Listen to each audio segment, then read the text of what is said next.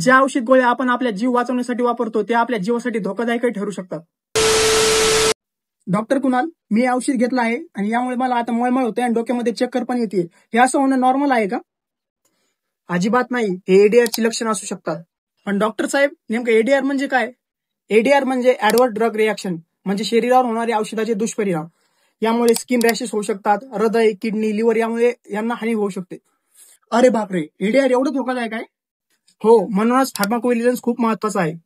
फार्माकोव्हिजिलन्स म्हणजे औषधाचं निरीक्षण करणं, एडीआर शोधणं आणि पेशंटची सुरक्षा करणं. पण मग मी आता नेमकं काय करू?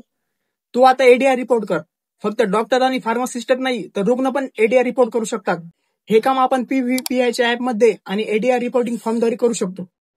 मित्रांनो, तुमचा एक रिपोर्ट भविष्यात अनेकांचे प्राण वाचू शकतो. आपल्या देशात मेडिसिन जर सेवा असेल तर आपल्या देशाची